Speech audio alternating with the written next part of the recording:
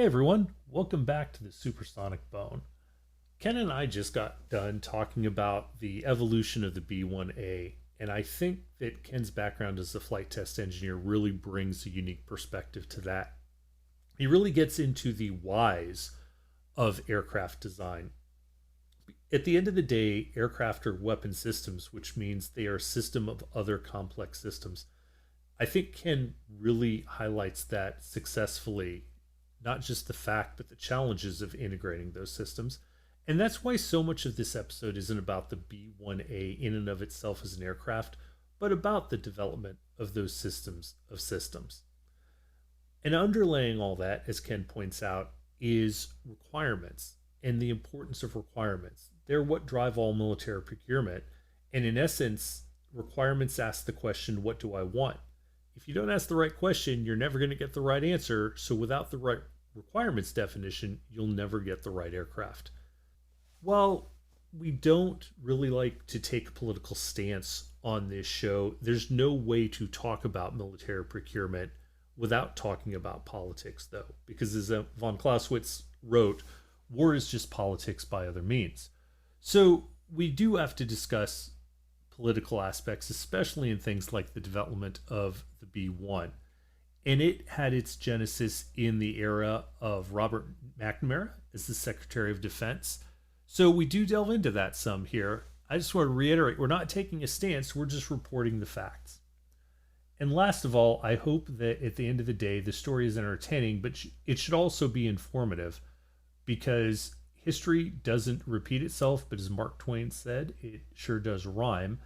And a lot of the lessons we can take away from the B1 development, I think, are applicable to discussion of programs like the F-35 and the B-21. So with that, enjoy today's episode of the Supersonic Bone.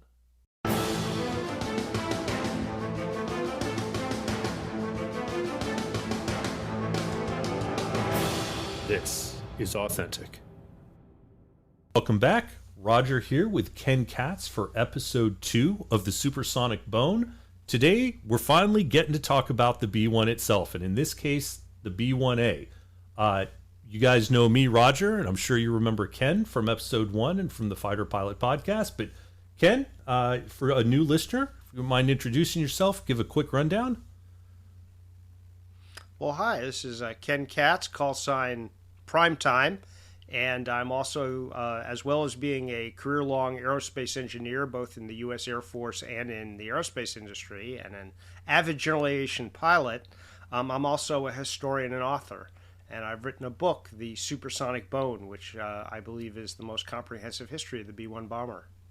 And I will weigh in on that statement and say I believe that to be true.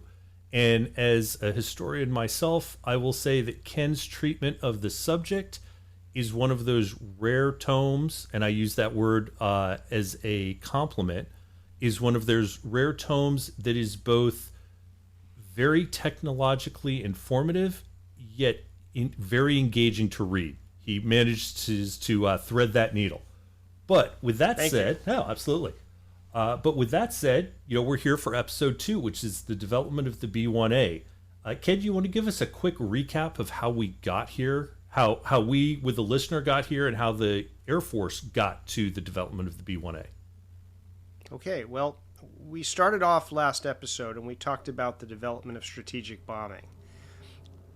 Strategic bombing is air power that goes directly to the enemy's ability to fight a war by attacking the enemy's homeland, his industry, the will of his population, as opposed to tactical air power, which is in support of land and naval forces.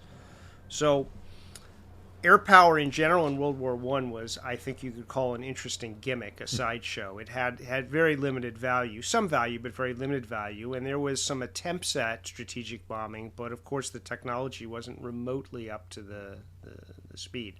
In the period between World War I and World War II, the doctrine of strategic bombing emerged, partly because the technology was advancing, and partly as a hope that if there was a future war, it wouldn't be bogged down in trench warfare like World War I was. Instead, airplanes could just fly over the trenches and directly attack the enemy. In World War II, various combatants used strategic bombing. At first, without much success, because again, the technology really wasn't there, and air defense technology to protect against bombing was actually pretty good. As the war went on, both the British and the Americans got more effective at strategic bombing, and strategic bombing reached its apogee in the strategic bombing campaign against Japan in World War II, which actually enabled the United States and its allies to defeat Japan without invading Japan, which, if you go back to it, is essentially what strategic bombing was about. Of course, the final strategic bombing raids of the war were the ones with nuclear weapons, and that portended a dramatic change. World War II wasn't, unfortunately, the war to end all wars. It turned into, shortly thereafter, we got into a Cold War, and nuclear weapons and strategic bombing were at the heart of American strategy during the Cold War. The United States, and for that matter the Soviet Union, although in a different way, developed something called the nuclear triad, a combination of bombers, long-range bombers, intercontinental ballistic missiles, and sea-launched ballistic missiles. Each of those had their pros and cons, and while at first, when the missiles came about, there was a thought that bombers weren't needed at all, when you looked at the advantages and disadvantages, it seemed that there still was a role for bombers. The United States' definitive bomber of the Cold War era of the 1950s was the B-52. There were bombers before then, but that was kind of the definitive bomber. The first foray into supersonic bombers that the United States made was the B-58 Hustler, which was a spectacularly cool airplane, but not a very successful weapon system.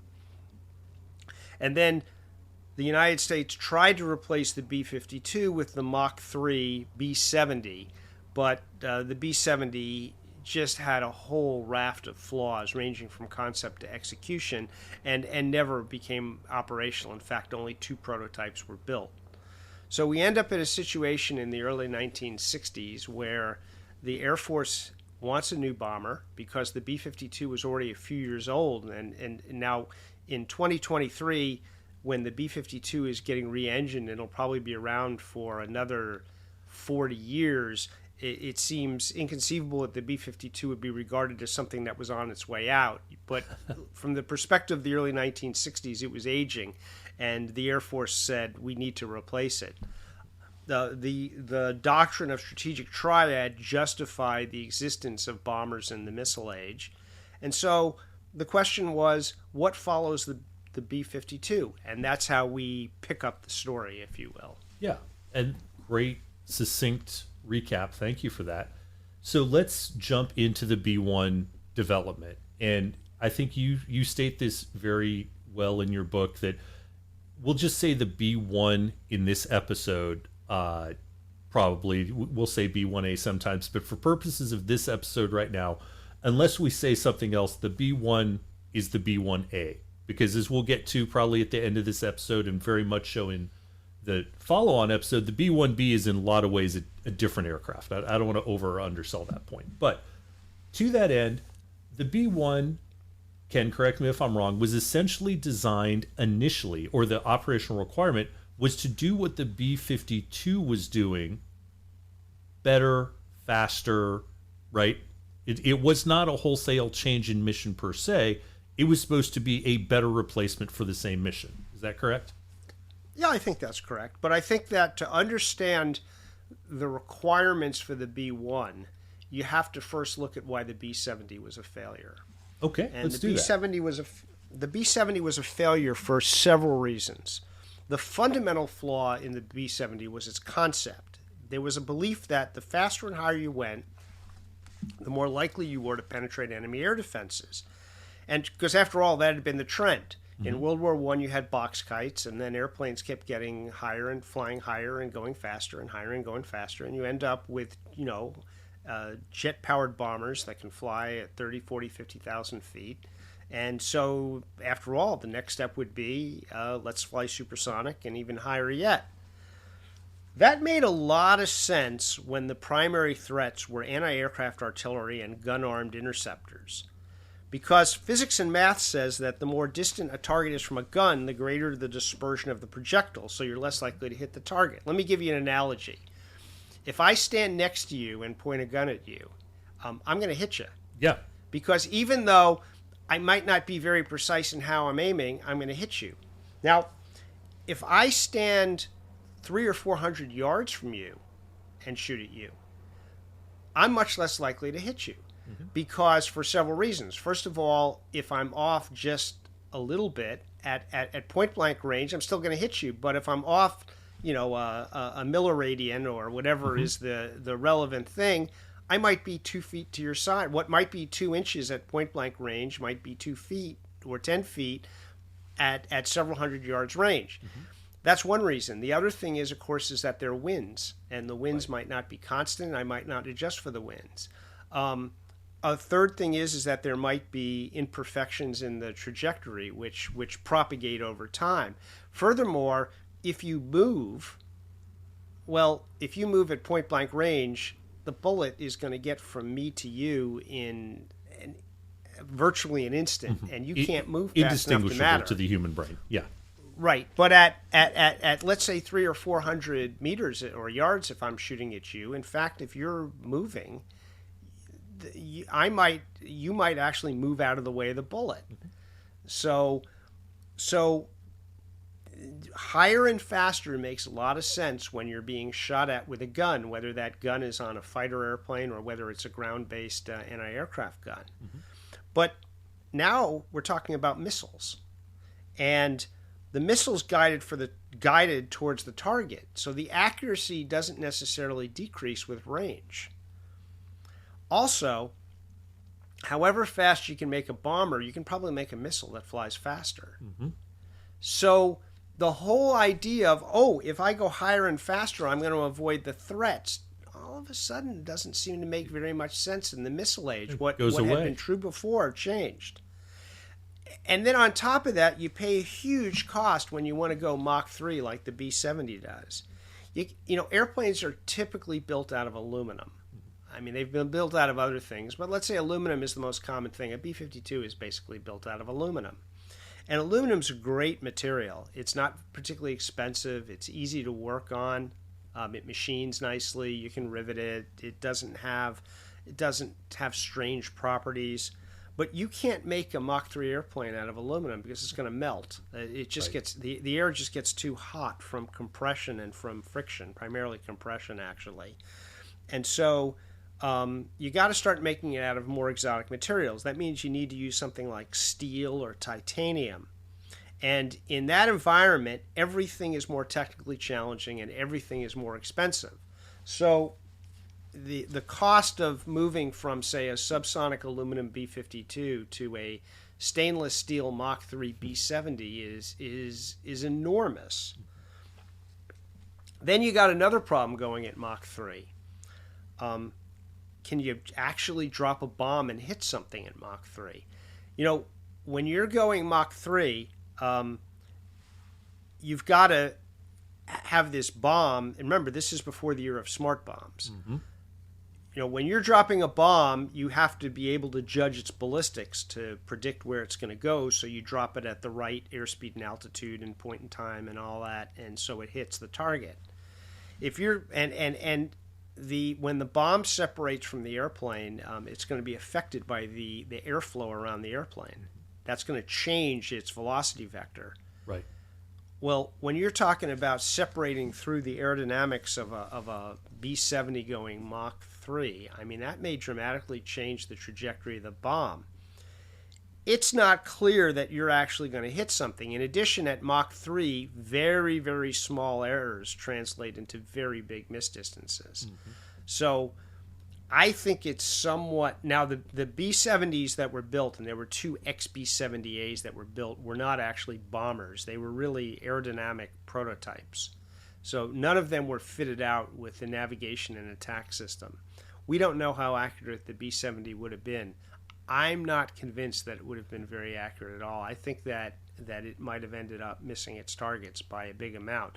Now, with thermonuclear weapons, yes, you have more miss distance than with a 2,000-pound bomb, but if you're going after hard targets, you don't have that much miss distance.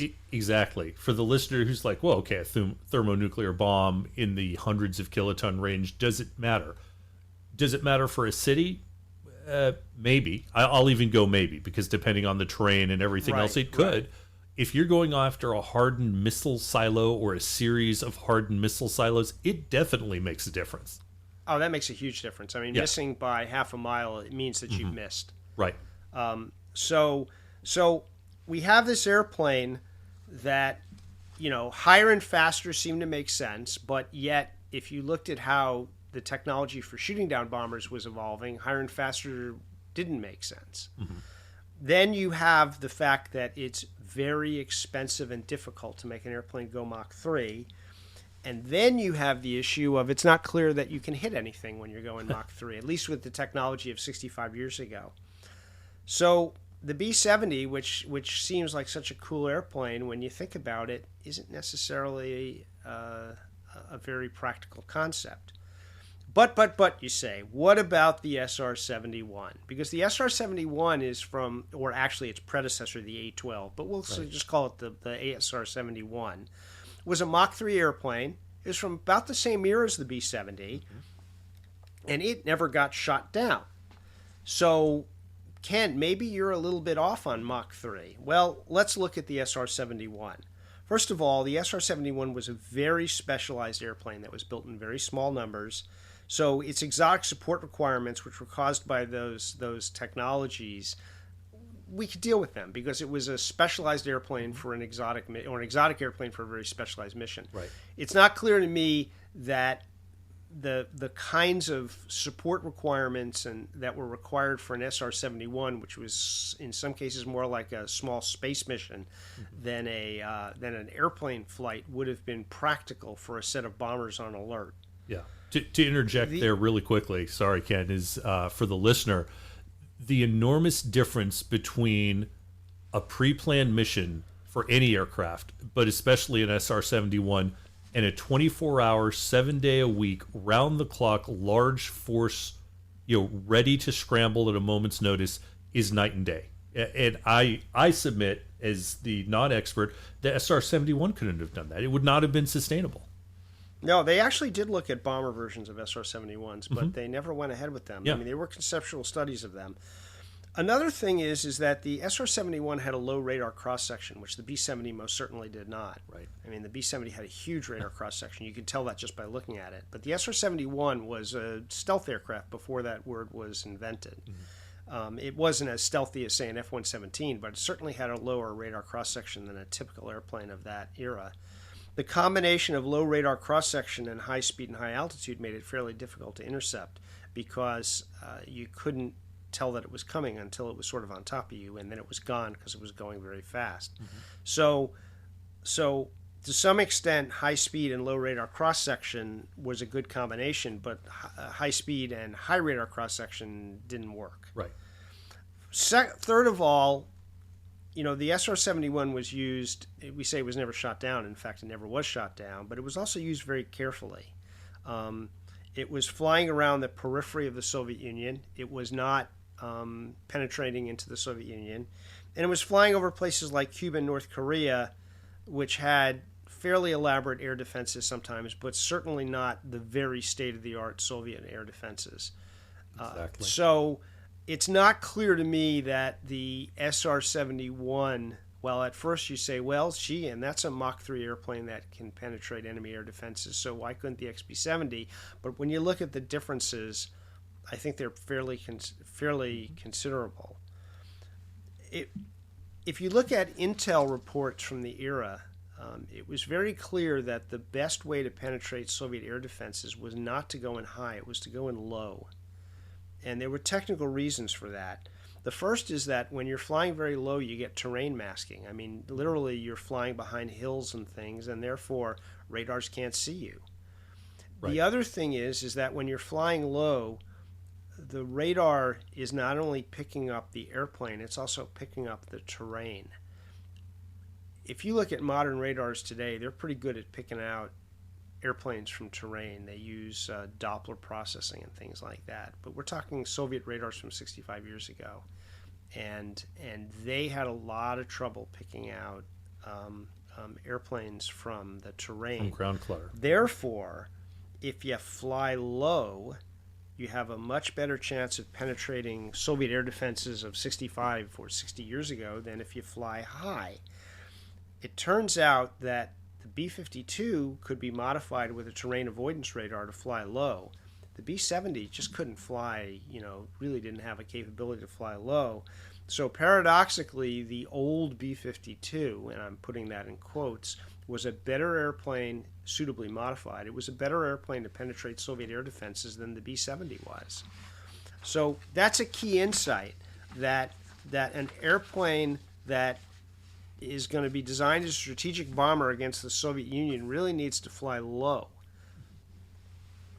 So the Air Force and industry embarked on a lot of studies to develop the operational requirements for this new bomber, looking at both what is the right requirements and then what's the technology to achieve those requirements. And those things go together. If you define requirements without an insight into technology, you may come up with something that's not practical. Mm-hmm. Also, the technology will make you aware of perhaps requirements that you should have that you couldn't even mean. So you can't just say, here's what we need, and then now figure out how to build it. You go back and forth between requirements and technology. And these studies started around 1962. And so here's the kind of requirements that you came up with. You wanted to have an airplane that had intercontinental range, including air refueling. Mm-hmm.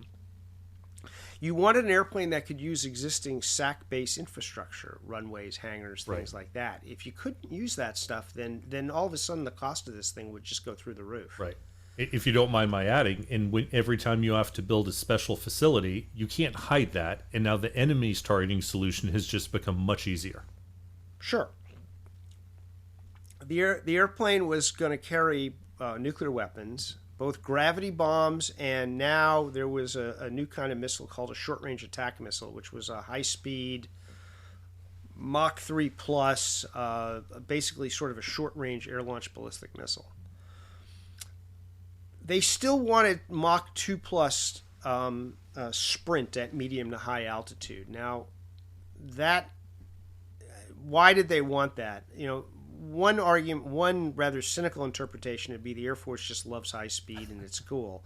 But in some ways, that might not work when penetrating the inner ring of Soviet air defenses, because the missiles would pick you off. We already talked about how low is better. But on the other hand, if you want to run away from fighter interceptors on the outer ring, being able to go Mach 2 and being able to fly it for a while, because a fighter may be able to go Mach 2, but can go it for about 5 minutes before it runs out of gas. Mm-hmm. If you can blast along at Mach 2 for a while, you might be able to actually run away from threats. So they wanted Mach 2 sprint at high altitude.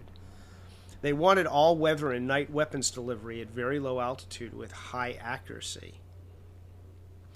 Now we get to the low altitude requirement, which is really at the heart of this thing. We want to fly at low altitude, we want to fly at high subsonic speed, and we want to do it for a long distance. Most jet airplanes, if you run them at high speed at low altitude, they'll just run out of fuel very quickly. This has got to be an airplane that can scream along at low altitude, at high speed, and do it for 1,000 or 2,000 or something like that miles. So that's really perhaps aerodynamically and propulsion-wise the most complex requirement, or the most demanding requirement that drives it. Now, put that all together, and you want to have an airplane that can penetrate Soviet air defenses through a combination of terrain-following flight and advanced electronic countermeasures. We haven't talked about electronic countermeasures, but those got started in World War II, and they were absolutely essential to, even in World War II, and they didn't become less essential as time went on. Quite the contrary. You want to have an airplane with high reliability and maintainability. If you don't have that, first of all, the airplane's going to be an economic nightmare, and second of all, it's going to be a hangar queen. We've talked about how the B-58 was a maintenance nightmare and a reliability nightmare. The B-70 had an awful lot. It was an experimental aircraft, but nonetheless had an awful lot of systems problems, and those did not portend well for reliability and maintainability in operations. You wanted to have an aircraft that was easy to disperse. If you only can operate an airplane out of a few main bases, then you can target those bases. And if you recall, last time we talked about the fear of a nuclear Pearl Harbor. So in a crisis, you wanted to be able to move your fleet around and perhaps operate it out of civilian airports or operate it out of tactical air command bases or naval air stations. That was done during the Cuban Missile Crisis. So that meant an airplane that didn't have to carry a lot of support equipment with it. You want an airplane perhaps with an auxiliary power unit, so it could, operate on the ground, powering its systems up without having to need a whole circus of support equipment. You wanted to have an airplane that could rapidly escape from base when on alert. I mean, a B-52, when the missiles are incoming and you're scrambling the B-52 force, it's a fast airplane. It's a subsonic airplane, but it's not that fast. And the faster you can get away from the base, the more likely you are to survive, particularly if the enemy attacks the bases with submarine launch missiles, which are probably being launched not from a third of the way around the world, but maybe from 1,000 miles away, and they arrive a lot quicker. And then you want to have an airplane. This was an interesting requirement. You wanted to have an airplane where the entire crew could egress over the entire flight envelope. And that sounds like esoteric, but let me tell you very specifically what that meant. In the B-52, you had a crew of 6 people, and of that crew of 6 people, the 2 pilots ejected upwards. The electronic warfare officer who sat behind the pilots ejected upwards. The gunner, who in the early models of the B-52 sat in the tail, he actually didn't have an ejection seat. He jettisoned the turret and then parachuted out. And in the later models, he had a sort of a remote-controlled fire control system. So he sat next to the electronic warfare officer and also had an upward ejecting seat. Now, the navigator and the radar navigator were downstairs. They're actually underneath, on kind of a second floor, almost a basement, if you will, underneath there, and they eject downwards. So think about and then if you carry additional people, you have a couple more seats in the B-52. The primary crew was 6, but you could carry some instructors along. The instructors didn't have ejection seats. They would basically bail out of the holes that were opened up when the navigator fired his downward ejecting seat. So from an egress point of view, the navigators they ejected down. You didn't want to eject when you were too low to the ground, because the ejection seat would just fire you into the ground. The gunner in the back, if he was in the tail, he had to jump out high enough for the parachute to pop out. The extra crew members who were flying along and didn't have ejection seats, say in a peacetime scenario, but they had to just bail out. It was kind of a messy thing. They wanted to have a situation where the entire crew would basically have equal chance of getting out over the entire flight envelope. So those are the requirements that are coming together in the early 60s. That's a demanding set of requirements, but it's not a utterly impractical set of requirements, and it's actually a nicely balanced set of requirements. It's not just thinking about, I gotta go higher, I gotta go faster. It's thinking about a full range, a full spectrum of capabilities to make an effective bomber. So the Air Force and industry really actually thought this out very well. And if you don't have a good set of requirements, you're probably not going to get a very good weapon system as a result. So one end of what you get is the operational requirements. The other end of what you get is the technologies. How are you going to do these things? Because if you come up with a requirement, but there's no technology to realize that requirement, then you don't have a practical solution. You're not going to achieve it, yeah. Okay, so let's take a look at some of the technologies that are coming together. The first of these is afterburning turbofan engines. There had been turbofan engines and there had been afterburning turbojets, but there hadn't been afterburning turbofans. And for esoteric reasons that I won't talk about here, those give you both high speed and greater efficiency than what had come before. And that's really what you wanted here. So you had a new generation of engines. Another key technology was variable sweep wings. Variable sweep wings meant that you had, when the wings were swept forward, you had high lift for takeoff and landing. It meant that you had an efficient cruise. And then when you swept the wings back, you could get high-speed flight. So if you think about variable sweep wings, they're part of a pattern. The first airplanes were fixed. They were what they were. In fact, a Piper Archer, a little general aviation airplane like I fly, is basically everything's fixed. The one exception would be flaps, because flaps are a way of changing the shape of the wing. So I can get flaps down for a lower speed landing, yet flaps up for an efficient cruise. The next thing that varied in airplanes was landing gear. If I can retract the landing gear, change the shape of the airplane, I can get higher speed cruise. If I can have a variable pitch prop, that's the equivalent of having different speeds on the transmission of your car. So I can more efficiently convert the power of the engine to thrust over a wide speed range. So each of these things is showing that if you can change the shape of an airplane over its flight envelope, you get greater performance. The next step, if you will, is the change the sweep of the wings, because the shape of a wing for high-speed flight that's best is different than the shape of a wing for efficient cruise or for takeoff and landing. So that was a big one. There had been work on variable sweep wings. The Germans had actually been fooling around a little bit with that towards the end of World War II. They didn't really get anywhere. The United States had the X5 in the 1950s, which wasn't very successful, but was an interesting concept.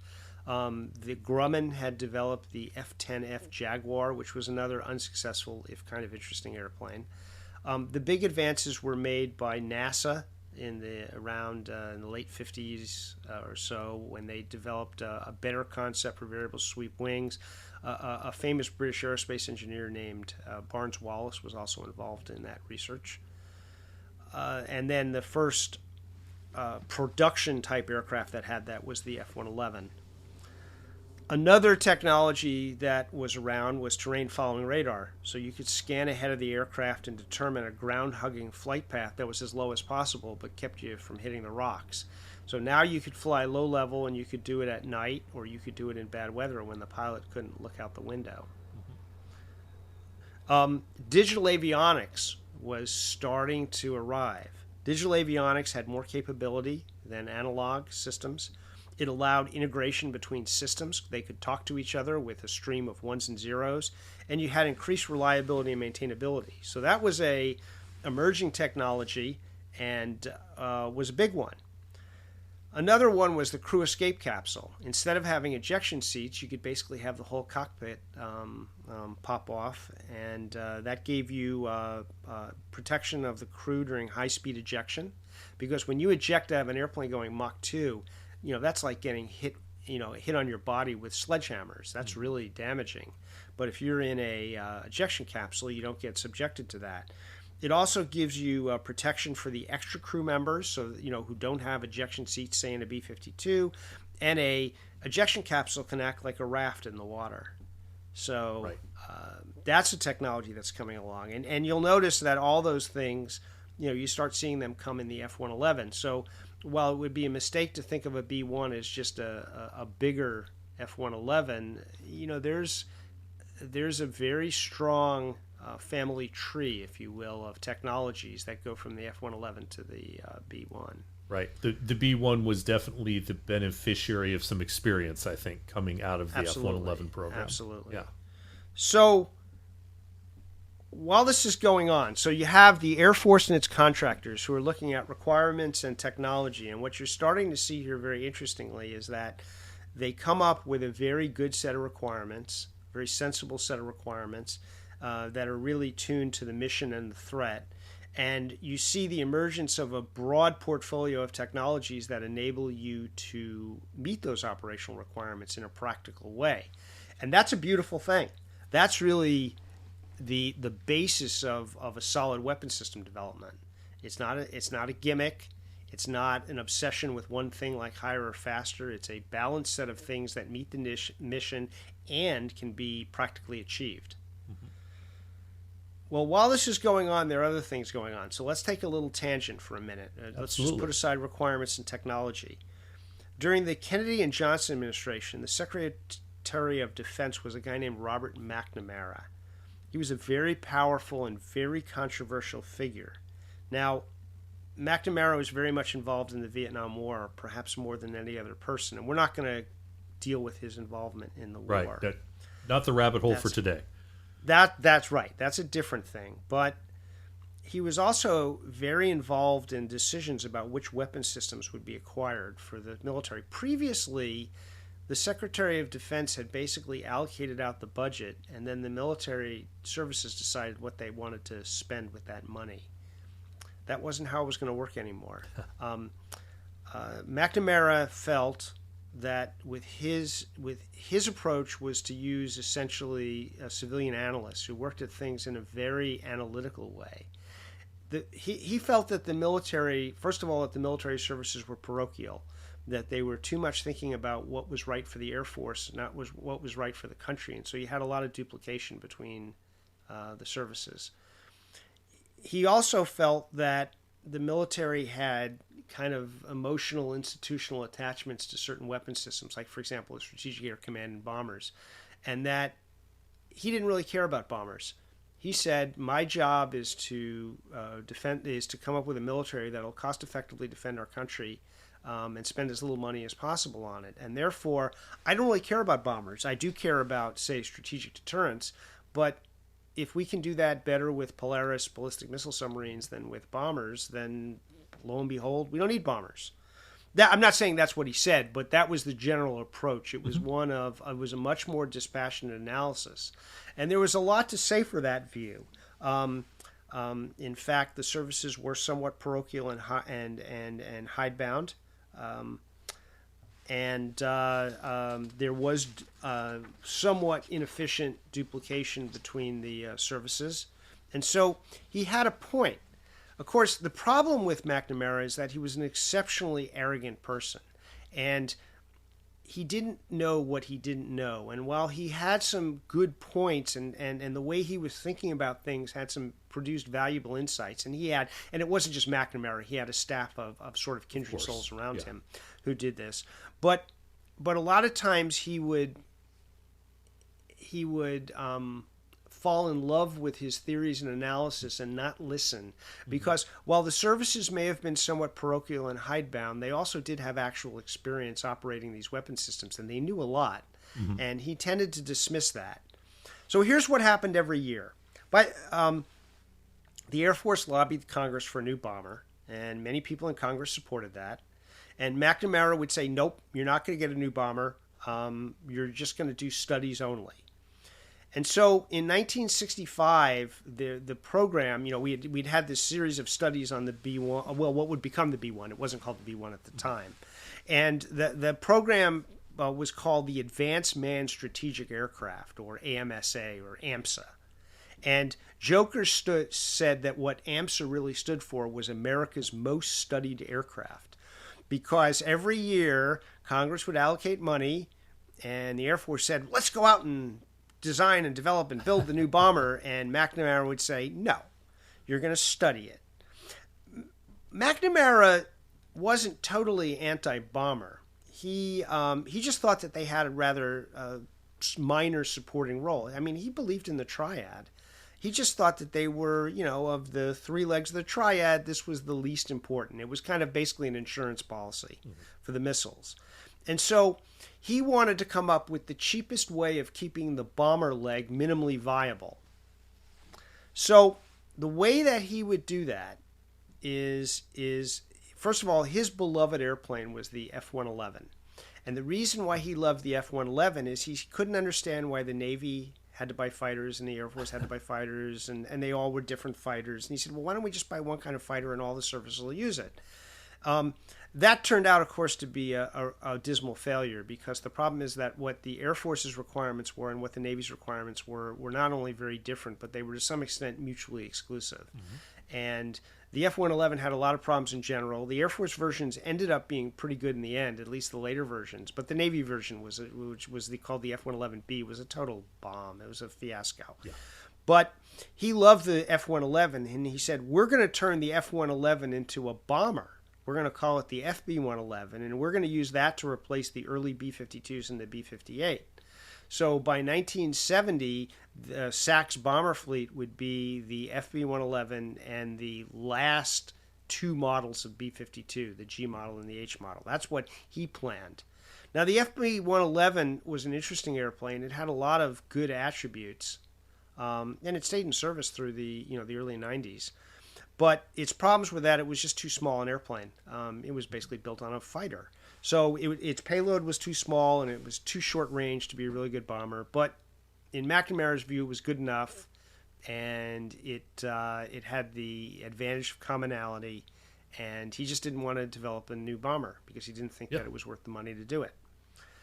Well, that all changed in 1969 because McNamara had been the Secretary of Defense for first President Kennedy, and then after he was assassinated, President Johnson. And there was a new administration in 1969. It was Richard Nixon's administration, and he had a new Secretary of Defense, Melvin Laird. And in the new administration, there was a change of opinion on AMSA, which was, let's get this thing moving to development. Now, three companies competed. So what had previously been AMSA, a study, actually became a bomber program, and it got the designation B1. Now, you may say, why is it the B1? We had the B70. Wouldn't the next bomber be the B71 or something like that? No. This is another thing having to do with McNamara. McNamara was quite peeved when he found out that the Navy had a fighter called the F-4H, and the Air Force wanted a variant of that fighter, which they called the F-110, and they were the same airplane. And he said, nah. Starting in 1962, there was a unified military aviation designation system that was used across all the services. And what they basically did was take the Air Force system, but they reset the numbers to 1. So a bomber would be a B, but they would reset it back to number 1, and so on and so forth. That's why modern airplanes have lower numbers than World War II. Than older ones, sure. Sure. But so the B-1 was the first bomber in the 1962 designation system. Another McNamara innovation. Anyway, in 1969, the Nixon administration and its Secretary of Defense Melvin Laird, and of course in our system, that meaning Congress also, decided we're going to go ahead with this AMSA, and we're going to turn it into a real bomber program, the B-1. And three companies were competing for the airframe prime contract. You had the Boeing company. Boeing, of course, was the B-47 and the B-52. So that was the Air Force's leading producer of bombers. You had General Dynamics. General Dynamics used to be called Convair. So General Dynamics, if you will, its bloodlines are the B-36 that we've talked about and the F-111, which is technologically probably the airplane that's the predecessor to the B-1. And then the third of them is North American Rockwell. North American Rockwell, which used to be called North American Aviation, but had been merged with Rockwell in the late 60s. North American Rockwell had been the company that built America's first operational bomber, the B-47. They had quite a distinguished record with fighter aircraft like the F-86 and F-100. They had built the Supersonic Vigilante attack aircraft for the Navy, and they were the prime contractor on the B-70. So you had the A-team of prime contractors working on, competing for this. And on the engine side, you had General Electric and Pratt & Whitney, so which were the two leading manufacturers of jet aircraft. So you really had the A-teams competing for this contract. In 1970, the prime contracts were awarded to North American Rockwell for the airplane and for General Electric for the engines. And massive full-scale development contracts followed. These were big contracts. Things moved very quickly back then. That's an interesting question of why we could develop aircraft so much faster back then than now, and that would be another tangent that I'm not going to go down. But the fact is that the prime contracts were awarded in 1970, and the first flight of the B-1 was in 1974. Which is phenomenally fast for a very complex airplane. That's light speed compared to what we see now. It's also worth mentioning that the B1 has a stablemate, if you will, which is the F-15. The F-15 is from almost exactly the same era, and very comparable technologies. So when you look at those two airplanes, you're looking at airplanes from basically the same time. So we have this airplane that's finally, the Air Force has been looking for a new bomber for a long time. We talked about how in 1954 they started to study, and then in 1970 you actually got the go ahead to do it. So the Air Force and Rockwell and General Electric, and also contractors were selected for avionics. Boeing was going to be the offensive avionics system contractor, and AIL, which was at the time part of Cutler Hammer, was going to be the defensive avionics contractor. They all got developing, and of course it wasn't just them. It was a whole supply chain of subcontractors doing things like landing gears and radars and fuel systems, and it's an enormous effort to put together a major aircraft. If I could, just for a moment there, that's something for the listener to really consider as we move to these complex weapon systems. They're not just planes. Weapon systems. Everyone is comfortable with the idea that ships are built by multiple contractors because they're so large and they bring these multiple components in. This is where we really see this starting to happen with aircraft, and for a lot of good reasons.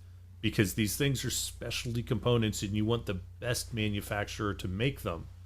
And then the people who are generally, have their nameplate on the hood, if you will, right? They're the ones who are the best at the overall design and incorporating all these things together. So it really becomes a major weapon system expenditure that justifies all the time that goes in and demands the requirements that you were talking about earlier, Ken, I think.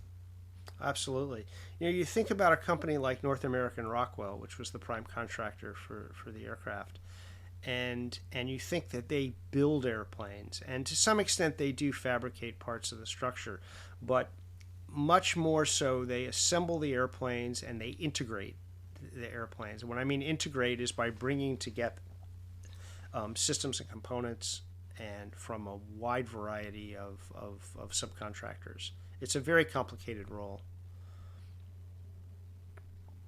So we're going to move now to test and evaluation. You have to design an aircraft, you have to do analysis, you have to do ground testing in wind tunnels and things like that, but ultimately you have to fly the airplane. Right. And there was a new concept in flight testing. It was called the Joint Test Force. Previously, and this was an Air Force specific thing. This was not how the Navy did things back then, but we won't take a tangent into what the Navy was doing at the time. So joint in this case not meaning what it means today. It means correct. Yeah, within the Air Force. Yeah. Right. What was called a Joint Test Force back in the early 70s was today what we would call a Combined Test Force. A Combined Test Force meaning both the contractors and various elements of the Air Force in it. The previous practice of Air Force test and evaluation was that first the contractor tested the aircraft, and then they handed it off to the developing command, which was Air Force Systems Command, and that was the parent of the Air Force Flight Test Center out at Edwards. And then the Air Force Flight Test Center would test the aircraft, and finally then the operational command, in this case Strategic Air Command, would evaluate operational suitability and supportability. And so it was a sequential approach. First we have the contractor, then we have the Air Force Development Command and its test and evaluation arm, the Air Force Flight Test Center, and finally the operational command to do operational testing. And there was a certain logic to doing things sequentially. The theory is, well, you really can't evaluate whether it's any good unless you actually have it flying, first of all. But there were a lot of problems with this sequential approach. The first thing is that you had a lot of unnecessary duplication. You were doing a test point, the contractor was doing it, then the Air Force Flight Test Center was doing it, then the operational command was doing it. So you had that duplication. Another problem was that the military was only evaluating the weapon system later in the program, so at that point it was too late to make changes without cost overruns and delays. The Joint Test Force approach, which was pioneered on the B-1, combined the test efforts of the contractors, the Air Force developmental testers at the Air Force Flight Test Center, and the Air Force operational testers, including SAC, in one combined team at Edwards Air Force Base. And that was a pretty radical concept at the time. Let's put it this way: we're still doing it to this day. Yeah. So it turns out to be a pretty good way to do things. I think Yeah, go ahead. I said it requires different groups that have somewhat different aims to work together well, but it works. Yeah. I think for the listeners who haven't been involved with military procurement and development, and of course you and I, Ken, our professional careers are all post the institution of this process, but just looking back, think about the difficulty of taking a weapon system or any complex project. Let's say you're having a home built, right? You're having your house built, and it's a completely linear process from your design input to the architect, the real estate agent saying, here's the plot of land, the contractor starts to build the house, and at no point along that process do you have an opportunity to go back and say, wait a minute, this isn't come together the way I thought it should. Imagine how happy you would be with your house at the end of the day if you were stuck with that design paradigm. But that's what we were stuck with, right? Prior to this, you were on this one-way linear path, and you got what you got, and that was it. And the B1 just revolutionized that to get, I think the theme of this episode is really going to be requirements, not to go off on a tangent, but the point is you get a truly great weapon system, as you said, when you set the requirements appropriately and then when you achieve them. And I don't think they could have achieved them without this new paradigm. Oh, absolutely. So originally the B1A Test Fleet was going to be something like 5 aircraft, and then they started to save money. Remember that the early 1970s are not an auspicious time for defense procurement. We're sort of coming to the tail end of the Vietnam War. Military stuff was extremely unpopular. The B-1 was a high dollar, high visibility program, and the cuts were coming, and so the B-1 program was cut back to 3 aircraft. That meant that the first aircraft with the electronic countermeasure system, which was in some ways the most technically challenging system on the aircraft, would not be until aircraft number 4. It wasn't even going to be in the flight test fleet. It was going to be a pre-production aircraft. Also, it meant that there would now be no dedicated structural ground test articles. Instead, the structural tests would be done on pieces of the airframe. They would build pieces of the airplane just for structural testing. And they would also use aircraft 2 as a whole aircraft structural test article and then refurbish it to use it for flight. So they were trying to be clever and figure out how they could do what they needed to do with 3 airplanes instead of 5 airplanes. The first flight of I want to just interject for a moment for the listener to point out these ground tests are so critical because, as Ken mentioned earlier, you can only do so much in a wind tunnel. And I think that most people look at wind tunnels and they think about engineers and flight test engineers and companies thinking about how the aircraft's going to fly. Well, these aircraft have to sustain immense pressures and repeated cycles of immense force on different flight areas. And if you look at some civilian air disasters in history that have been caused by metal fatigue or incorrect repairs, this is a critical part of flight design that and especially back then, where computers stood back then, I don't even think you could reliably do it today. You can't do this without physically testing these things. And as Ken said, here we are trying to sort of kludge together a second choice approach to doing that. Now, and by 1970, aviation had really matured. In the early years of let's say the jet age, we didn't know how to make airplanes. I mean, wings would pop off, and you had the British Comet where the fuselage split open with fatigue, and all sorts of nightmares. The engines didn't work well. By 1970, we were pretty good at this stuff, and that was incorporated in the B1. We were learning how to do a lot of things. The first flight of B1A number one was in 1974. It was just in December of 1974, and this first airplane was for performance. It was for flight controls and handling qualities. It was for propulsion testing and for envelope expansion. These are things that we in the business call flight sciences. Flight sciences is distinguished from mission systems. Mission systems are the things that allow you to actually do the job. Flight systems are the things that keep you in the air. So B1A number one was not fitted with offensive and defensive avionics. It wasn't really a bomber. It was a airplane that had to show that it could fly before you could turn it into a bomber.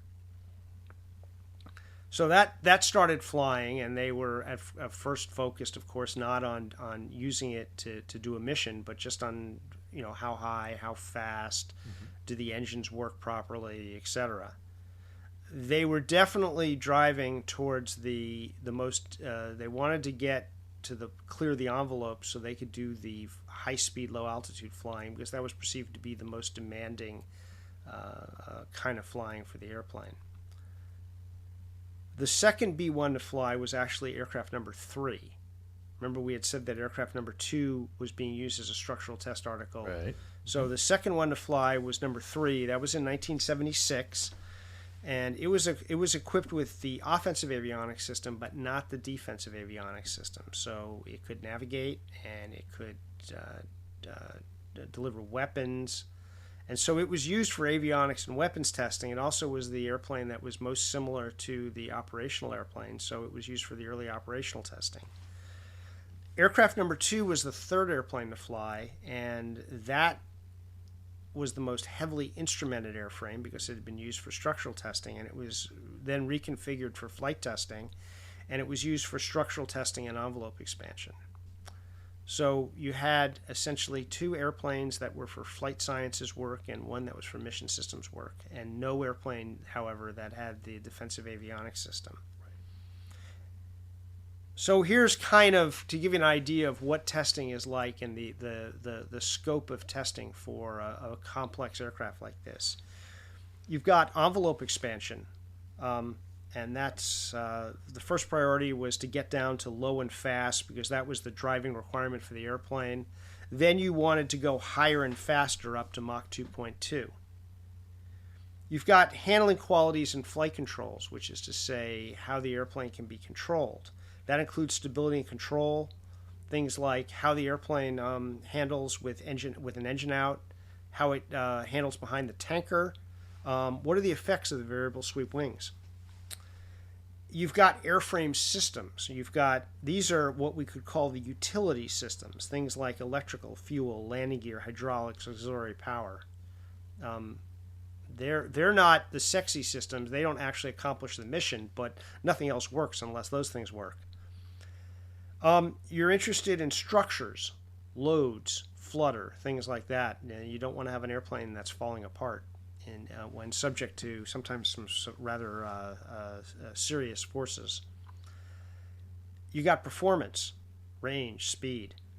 That's really important. Well, in general, that's important for an airplane because we have airplanes that go places. But, in this case, you want to have an airplane that can fly a long way, including a long way while flying at low altitude and high speed, which is normally, you don't get very much range right. when you do that. But this airplane had to do it. You had propulsion testing. You had things like in-flight restarts, efficiency. Very important was the variable geometry inlets. We think about engines, but particularly at high speed, a critical thing is how the inlets feed air to the engines. Because if you don't effectively feed air to the engines and things like efficient pressure recovery, and we can get deep into the wonkiness of propulsion. If you don't do that, the airplanes, the engines aren't going to generate much thrust, and they're not going to do it efficiently, even though an engine statically might generate a lot of thrust.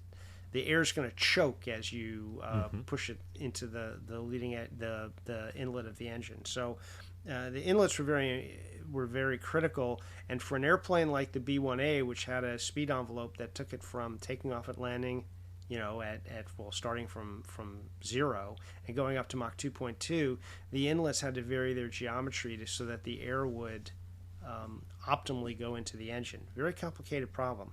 Right. You had offensive avionics, that's navigation, computing, radar. You had armament. Okay, that's weapons jettison, safe separation. You got to have, before you go dropping a bomb to hit something, you first just have to get it off the aircraft. You don't want to have the flow field around the airplane, have it, for example, come off at a weird angle or smack back up into the airplane or something like that. Yeah. So safe separations is a very difficult thing.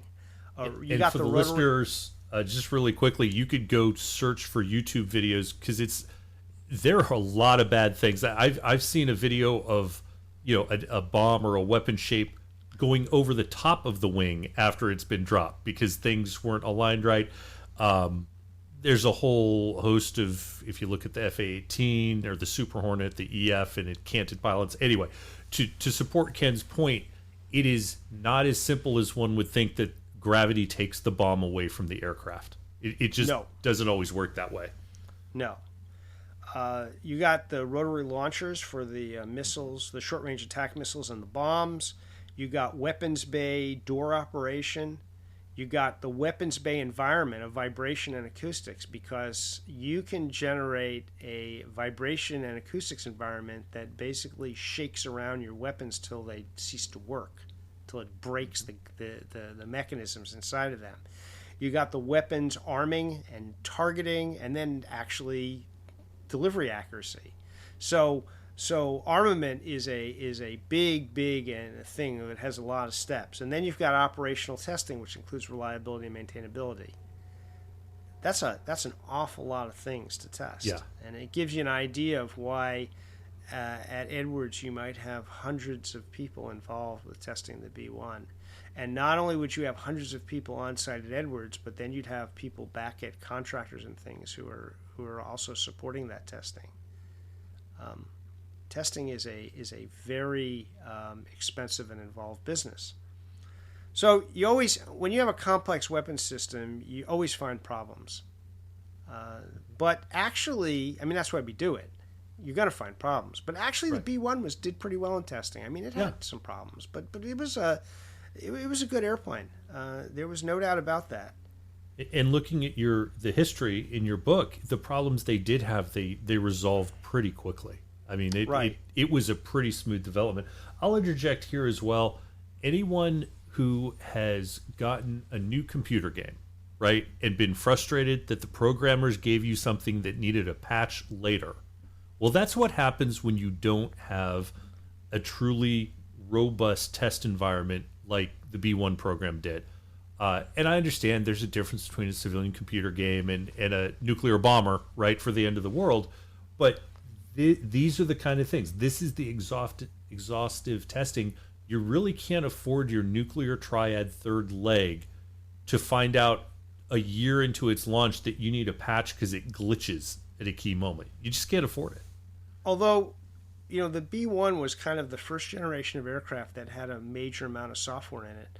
And in fact, in some cases, you could actually put in a patch, whereas absolutely. In a previous aircraft, you had to rewire stuff and pull out boxes and all that. And here, you could sometimes literally install a patch. But it gave you the ability to make it better. The hope would be that what was delivered was effective, and those patches were to make it better, not because you totally missed on that first swing. You didn't whiff on your first time at bat. Right.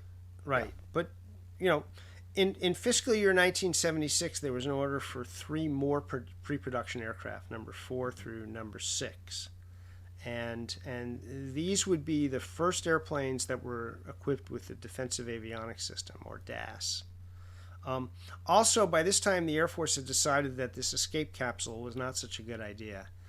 It was very expensive to build. It was tantamount to having a second airplane on board the B-1. It was very expensive to maintain. It had thousands of parts, and they all had to work perfectly for the B1 escape capsule to work, and they had to be inspected and maintained. So you had to pull the thing off. You had to pull the escape capsule off the airplane to do that.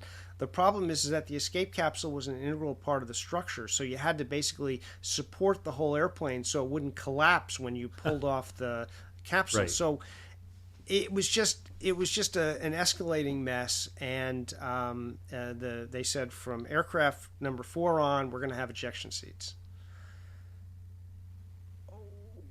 While this is going on, other things are changing. So anyway, the testing is going very well at Edwards, and you got some problems, but this is the Air Force's, along with the F-15, is its number one priority program. So it better be good, and it actually was a good airplane. Yeah. And you see the logical progression to building the 3 pre-production aircraft, number 4 through 6, and everything from an Edwards point of view, everything's going great. But there are problems that are popping up with the B1 program that actually have nothing to do with the B1 per se. The first of these was that a competitor to the B1 had come along from sort of out in left field, and it was the air-launched cruise missile. Guided missiles have been carried by bombers since World War II, and the Germans had used them to attack ships, and they were actually pretty successful in doing that. Air Force and industry started developing bomber-launched missiles, in the U.S. in the 1950s, and the idea was that the bomber didn't need to penetrate enemy air defenses if the missiles could do that. So there were various ideas that were built and tested, and the one that was really actually the first operational missile was something called Hound Dog. It was from North American Aviation, the same people who built the XB-70. In fact, if you look at a Hound Dog, you can see a little bit of family resemblance to the B-70. It was a big missile. It had a jet engine underneath it, a J-52, so it was basically the same jet engine as you'd find on a Skyhawk, an A-4 Skyhawk. It had a nuclear warhead, and one was carried under the wing of a B-52, so you had 2 in total. It was a great concept. It really wasn't very successful in practice. Because it was a big missile, it had to carry a lot of fuel because the engines were inefficient turbojets. And it had, so it was big. That meant that it had a lot of drag, and so it pretty badly degraded the performance of the B-52 that was carrying it. It had lousy accuracy because the inertial navigation technology at the time just really wasn't up to speed. It had unreliable electronics. This was really an era of analog electronics with discrete components, and in general, it was an interesting concept that really didn't work out all that well. So it entered service in the early 1960s, and it was used until 1976, when it was pulled from service. There was another little missile that the Air Force had. It wasn't that little. That was called Quail. It was built by McDonnell, and there were 4 of them that were carried in the bay of a B-52. So Quail didn't carry a warhead. It was meant to be a decoy that would divert air defenses away from the B-52. And it was also used operationally. The problem is that Quail wasn't very effective because skilled radar operators found that they could distinguish a Quail from a B-52. So you do have this first generation of operational air-launched missiles in Strategic Air Command, but they were kind of, not a great success. The next generation of air-launched missiles was a lot more successful. It was that missile came from Boeing, and it was called the Short Range Attack Missile, or SRAM, that we've already talked about. It was nuclear armed, but it wasn't really a cruise missile. It didn't have an air-breathing engine. It had a solid rocket engine. It was small. It was fairly reliable. It was short range. It was very difficult to intercept because it was fast. It had a low radar cross-section.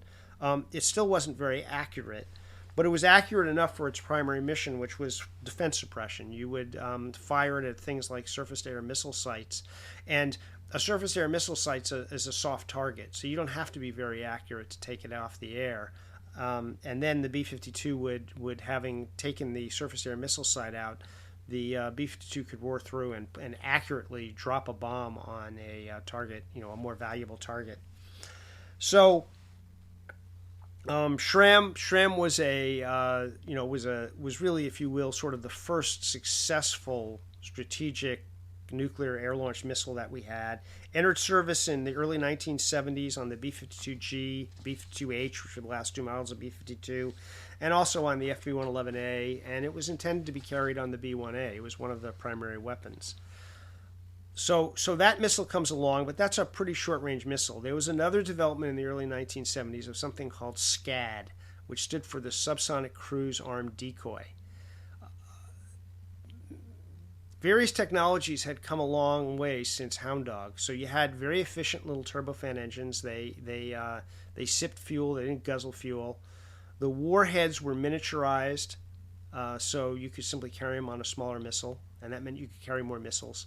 You had digital avionics, so the missiles were just more reliable and more capable.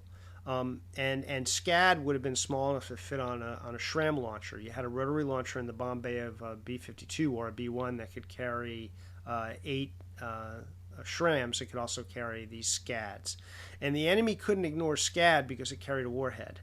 So it was a little different than Quail. Once you figured out that it was a Quail, not a B-52, you just didn't have to pay attention to it. Just ignored it. You had to pay attention to a SCAD because it did carry a big punch. The interest developed in a missile that would have been based on SCAD that was going to be called the Air Launched Cruise Missile, or ALCM. In addition to the technologies improving in digital electronics and in small engines and in small nuclear weapons, you now had small, lightweight, but accurate inertial navigation systems.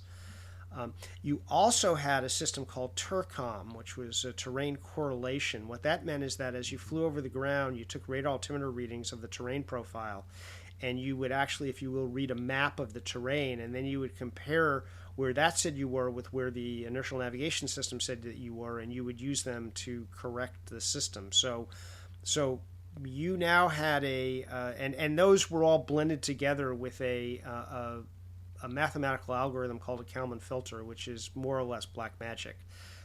But the only reason you could put that in a missile is because you now had little lightweight digital computers that you could put inside missiles. You know, a digital computer that fits inside, it's the size of a refrigerator, isn't going to do you much good in a missile. But now you had ones that were the size of a loaf of bread. So if you could blend together the inertial navigation system and the TERCOM or terrain data, you got a missile that could put a warhead, not quite in a pickle barrel, but good enough for a nuclear. Pretty darn close. I mean, this is the forerunner of Tomahawk guidance. Yeah, it's really, it was used for both, exactly. Yeah. So ALCM was potentially revolutionary. A bomber could carry a large number of ALCMs, and they could launch them from outside the range of Soviet air defenses, and the ALCMs would deliver a nuclear warhead with high accuracy. And so the air defenses might shoot down some of the ALCMs, but you got a lot of ALCMs coming in, and they'd probably overwhelm the Soviet air defenses. And to greatly understate it, the Air Force did not like ALCM. The Air Force didn't like ALCM because if you could put ALCM on B-52s, maybe you didn't need the B-1 at all. And the B-1 was what the Air Force truly loved. It was everything that a bomber should be. It was a good bomber. It was everything that a bomber should be, and the Air Force was prioritizing the B-1. And this ALCM, the B-1 didn't need ALCM. It was the B-52 that needed ALCM if it was going to remain relevant. And the whole point of the B-1 was to replace the antiquated B-52. B-52. And so the Air Force basically said, "Go away, ALCM. We don't want to even think about you." Okay, so we have a very successful B-1 that's in test, and we've got this concept for an ALCM. More than a concept, it was also being developed a little bit on the side, and it looked pretty good also. So the remaining question of the B-1 program, we're talking now in the mid-70s, was this DAS, this defensive avionics system, because that was the one part that hadn't been flight tested yet, and it was arguably the most complex, most technically challenging part of the B-1. And that wouldn't be tested until aircraft 4 flew in a few years. Mm-hmm. So now people started to say, maybe we don't need to build the B-1. Maybe we can put the ALCM on the B-52 and avoid the very large expense of buying a new bomber. And it was a truly interesting question as to which one was more effective, the B-52 with ALCM or the B1. There were arguments that went back and forth, and it is very hard to say. And one of the things is that, you know, a lot of the people who were making these arguments were highly motivated. They weren't objective analysts. Right. And also, you know, fortunately our database of large-scale nuclear war is exactly zero.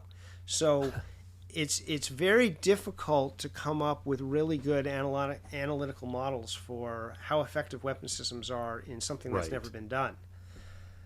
So you got a problem there for the B1, which is that this competitor has popped up, and it's not clear if it certainly is going to cost a lot less. And the argument could be made that even if it's not quite as good as the B1, you know, the bombers are part of a triad. In some ways, bombers are a backup to the other legs of the triad, and maybe it doesn't have to be as good. Maybe it just needs to be good enough. Right. Just good enough to keep that deterrent there. That's right. Now, in addition to that, we have another factor that's going on, which is, of course, and what I'm going to tell you is totally outside the B1 program, but certainly affects the B1 program. The military was not in a good place, as we've said, immediately following the Vietnam War. Americans were pretty disillusioned with military expenditures. A lot of Americans believed that the United States had problems with civil rights, with poverty, with environmental protection, and it was about time that we focused on that stuff and stopped building nuclear overkill. There was also the belief that the confrontational posture towards the Soviet Union had led to the Vietnam War, which was an exceedingly unpopular war. And, you know, weapon systems like the B-1 symbolized a confrontational posture towards the Soviet Union. In addition to that, there was now the belief that we had grotesque levels of nuclear overkill, and maybe we ought to be focusing on arms control with the Soviet Union, not with building more expensive weapon systems. Right. Now, control, not escalation. Yeah. The B-1 was the most expensive and most high-profile weapon system that was under development. I don't know exactly how it stacked up with the Trident missile system, but it was probably in the same order of magnitude. So the B-1 became target number one of the activists. I mean, it symbolized, big, powerful, expensive, provocative weapon systems. And Jimmy Carter was elected president in 1976. He entered office in 1977, and his platform included a commitment to cancel the B-1 program. So, we bring up these things. Sometimes when I was writing this history, people said, "Oh, that's politics. What's that? That's just politics." And here's my response to that: weapon system development and national defense is politics. Mm-hmm. The military doesn't raise its own taxes, doesn't decide how it spends money, and you don't want to live in a country that's like that. No, so, not at all. No, I mean, we the very fact that we are in a Cold War, the fact that we have a military, those are all politics. Mm-hmm, absolutely. And to think that weapon system development can be isolated from politics is naive. It's silly. So, agreed. Politics is not a distraction. It's very core to our story here about the B-1.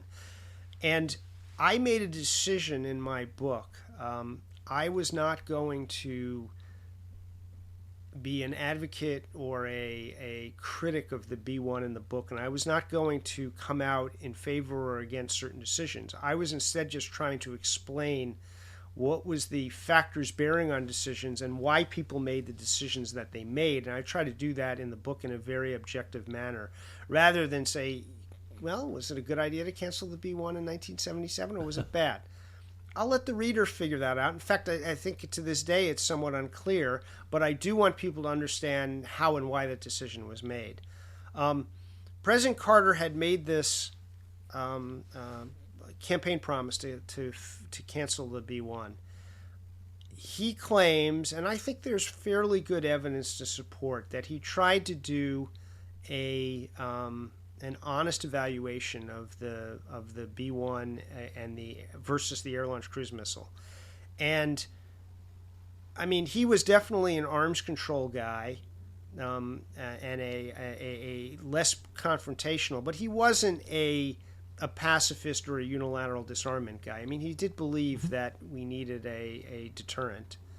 And part of his reason was that if we didn't have a credible deterrent, we wouldn't have leverage to with the Soviets to do arms control, which was his true love. But he tried to weigh the pros and cons, and he basically came to the conclusion that the air-launched cruise missile was at least good enough and cost a lot less than the B-1, and therefore he decided that we were going to not proceed into production with the B-1. Instead, we were going to modify B-52s to put air-launched cruise missiles on them.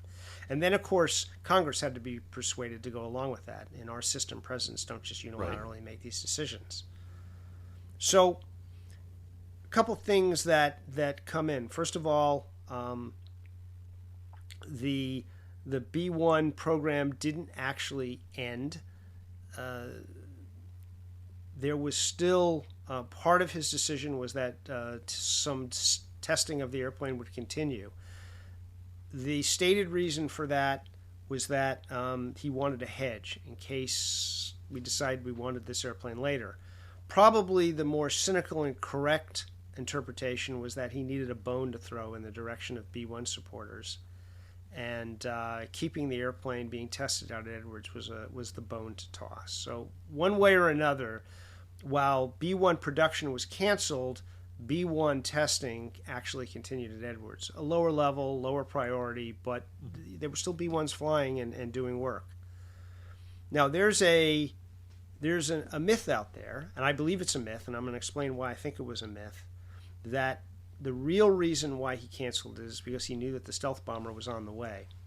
Now the stealth bomber will come back next episode, because in 1979 and 1980, when there was discussion of reviving the B-1, the stealth bomber was definitely a factor.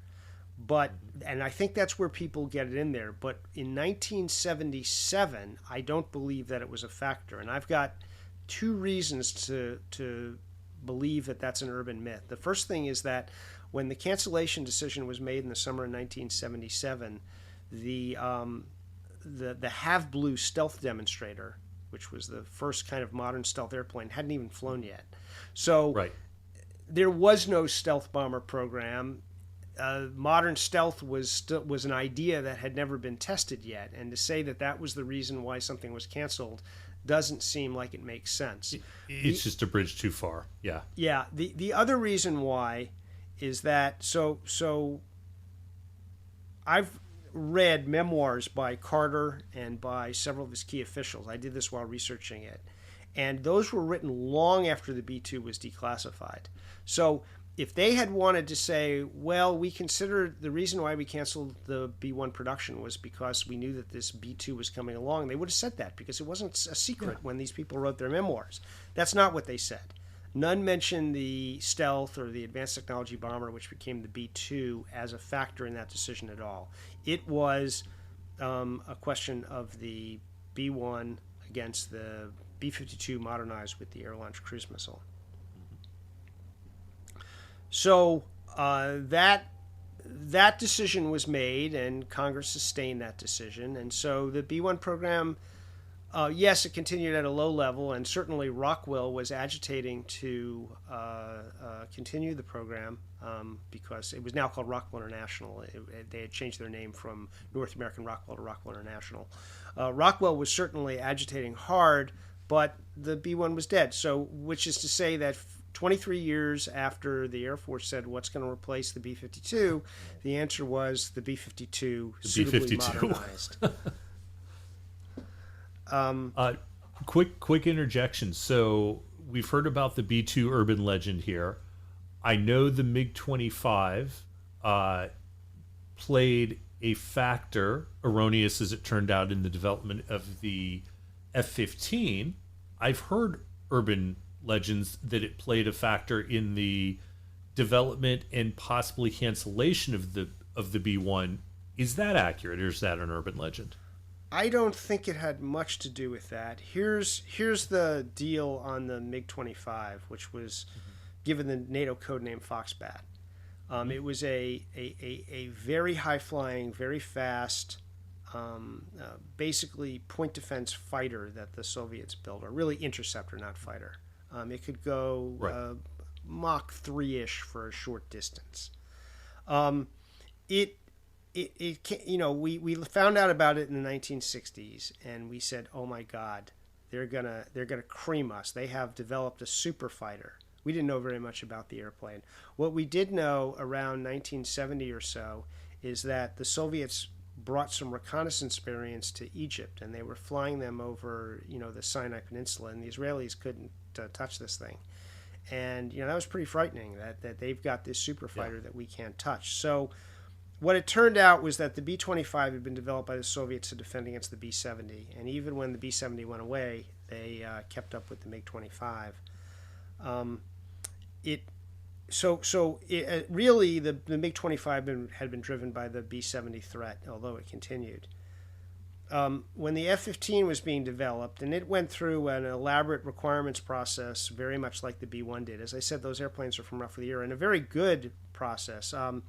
There were a couple things that drove the development of the F-15. One of them was that American fighters didn't do particularly well during the Vietnam War.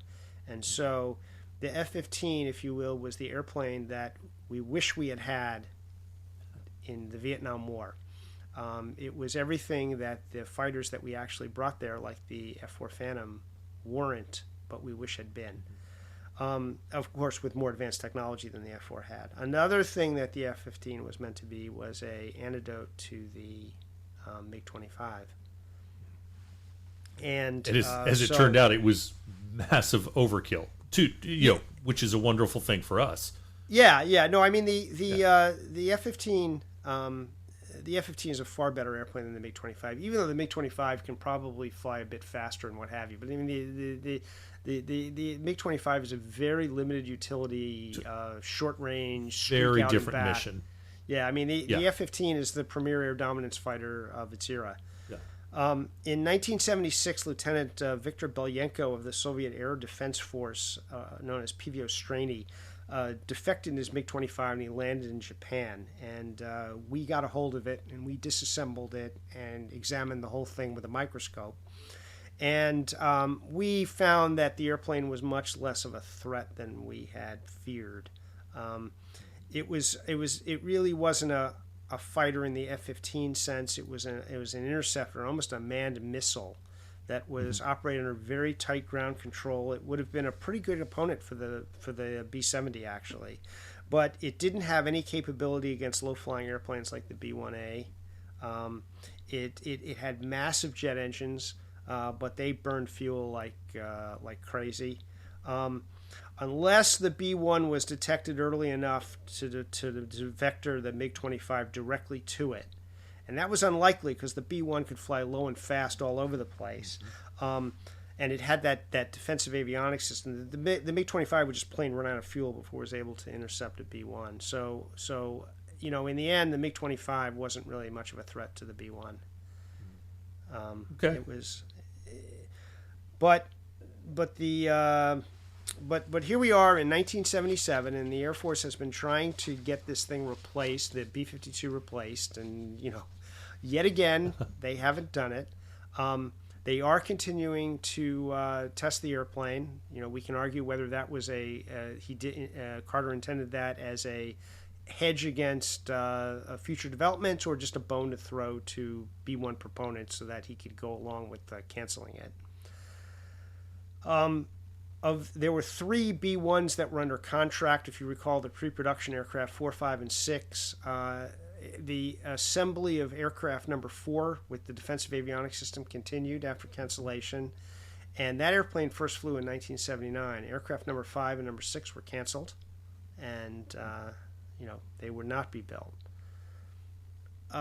One of the most interesting experiments that was done in this period of testing after cancellation was called the BPE, or the Bomber Penetrativity Evaluation.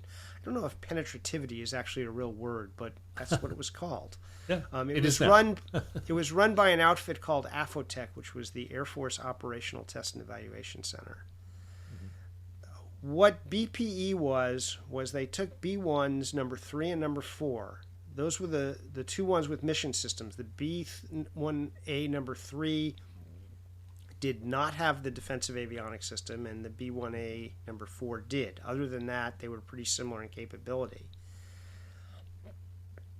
And they flew them out in the desert up in Nevada against threats. And you could have an interesting experiment here, because first you could fly 3 against the threat without the defensive avionics, and then you could fly the same profile with 4 with the defensive avionics. And you compare the difference, and so you had a nice, textbook controlled experiment to determine how effective defensive avionics system is, and of course you could tweak the parameters and things of the defensive avionics system to try out different techniques. So it was a very interesting program.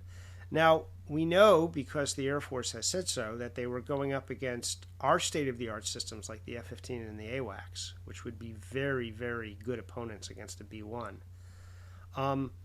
And you could logically assume that if we had those systems, then the Soviets would probably try to come up with systems that were roughly comparable. So we were putting the B-1 in this BPE against our A-team.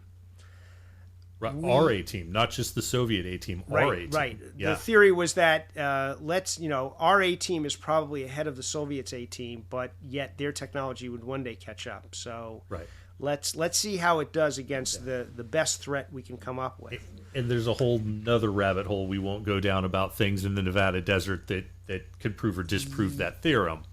Right. Now I believe, although this has never been revealed, but I believe that we also were going up against actual Soviet weapon systems.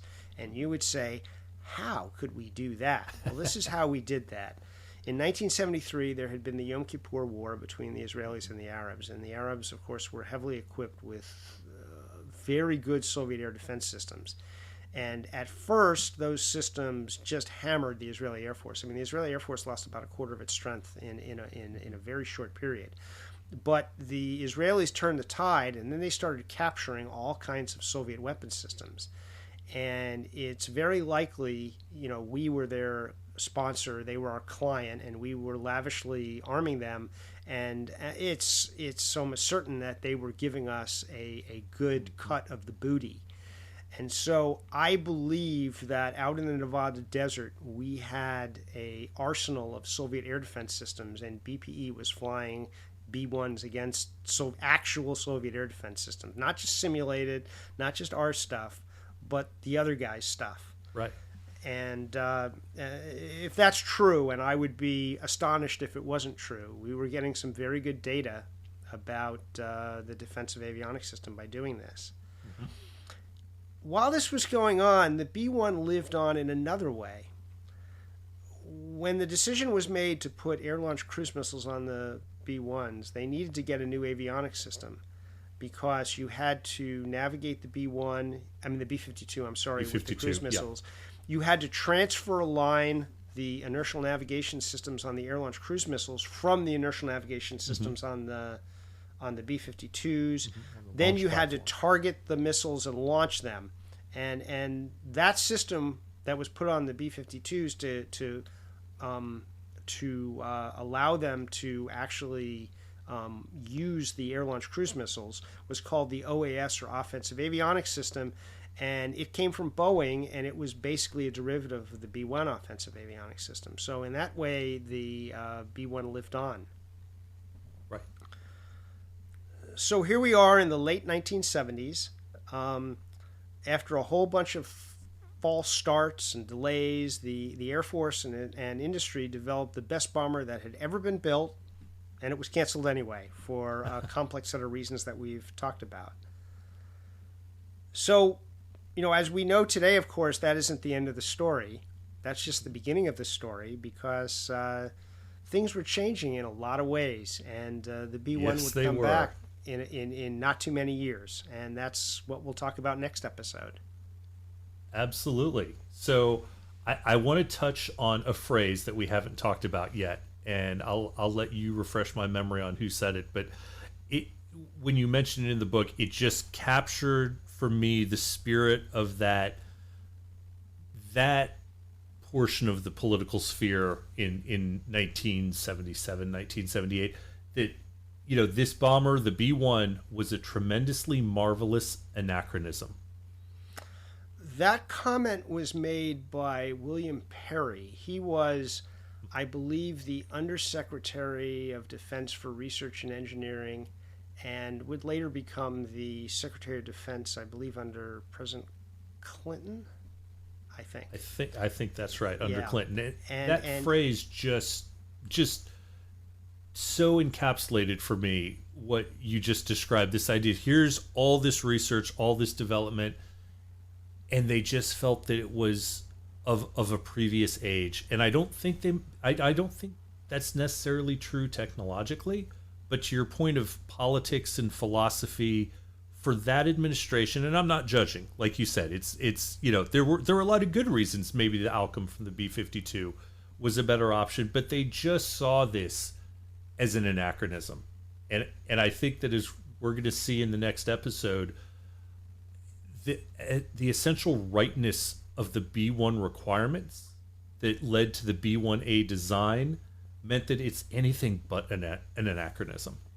No, it was a very interesting situation because the B-1 wasn't canceled because it was no good. I mean, I'm sure in political hyperbole of the age, some people were saying it was no good, but in fact, no one who is seriously knowledgeable about it said it was no good. The question was there something else that was good enough and cost a lot less? And that had nothing to do with the flaws in the B-1 itself, but rather the development of alternative concepts, in this case, the air-launched cruise missile. Yeah. And so that's what we'll be talking about next time, everybody. The 1980s will dawn. The United States will see a new president. The Soviet Union will eventually see a new premier. And there will be the ultimate arms race and ultimately arms control of the Cold War. And within that, we will see the rebirth of the B-1. So any closing thoughts, Ken?